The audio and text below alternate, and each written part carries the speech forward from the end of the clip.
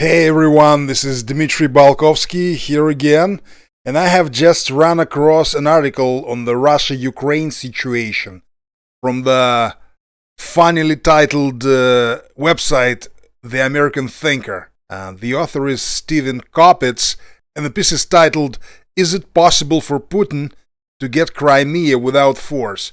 Well, it's again one of those really strangely ignorant Western pieces of journalism which shows a complete lack of understanding and knowledge of Russia.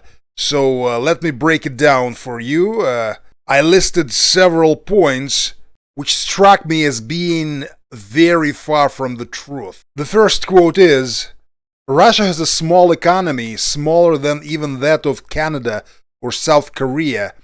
At 1.5 trillion, Russia's GDP is 1/14th the size of the US economy, and its population is only half of America's."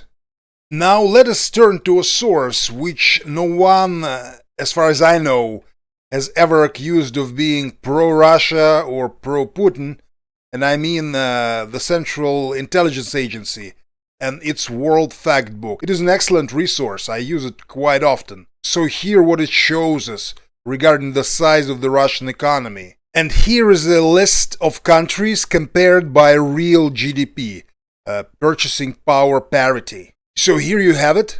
Number 1 is China, number 2 is the United States, and number 6 is Russia, with almost 4 trillion US dollars, ahead of France, United Kingdom, Italy, and South Korea and Canada are way below, down below. So if we divide almost 20 trillion of the United States GDP as of 2020 by almost 4 trillion of Russia's GDP as of 2020, we will get 5, not 14.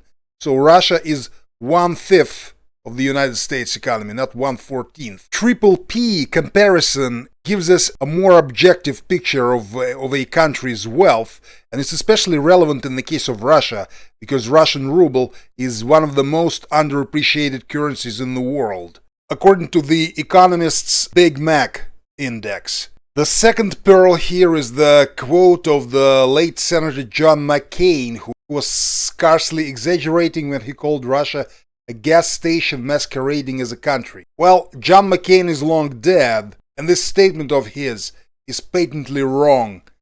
It used to be like that some time ago, but not anymore. And to prove this to you, I'm quoting today's statement, 14th of February statement by Veronika Nikishina, the head of Russian Export Center. This was said at Expo 2020 in Dubai, and she said that Russia's exports last year were worth record 492 billion US dollars.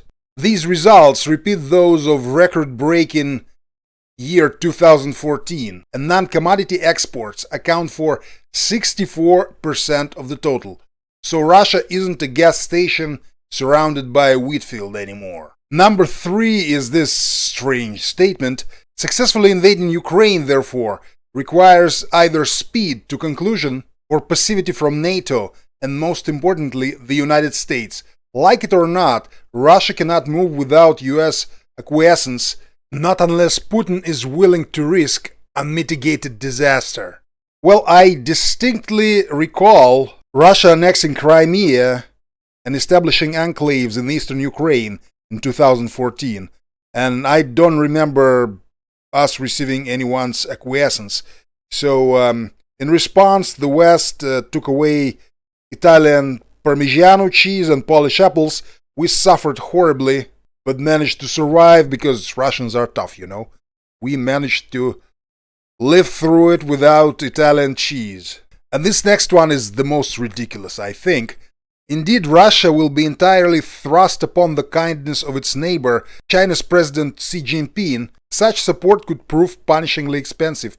Xi can scarcely imagine his own equal, and he is certain that Putin is not that. Moreover, Xi has demonstrated a taste for real estate acquisitions, including the South China Sea and Taiwan. But Taiwan is small potatoes compared to the vast Russian lands north of China.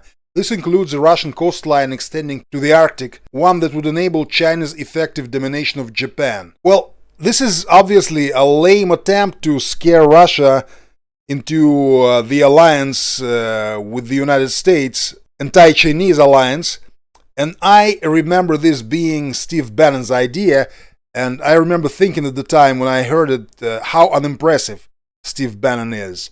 I know that he's a darling of American conservatives, but he did not impress me at all, and this idea is garbage for two simple reasons. First of all, no one except a tiny minority in Russia trusts or likes the United States government. So there will be no alliances against anyone, including China or Martians or anyone else. And China is the biggest, most populated retirement home in the world. It's living through a demographic catastrophe of unimaginable proportions. Russia and the rest of the world are suffering from this evil as well, but China is just too big, so the problem there is enormous. Besides, it is sitting on the biggest credit bubble ever seen by man. So there is very little chance of them taking over anything except maybe some rocks in South China Sea or maybe Taiwan, but definitely not Siberia. Paraphrasing Mao Zedong, China is a paper tiger. And the point number 5 that the author makes goes like this: NATO can bankrupt Russia out of petty cash merely by keeping the Russians in the field.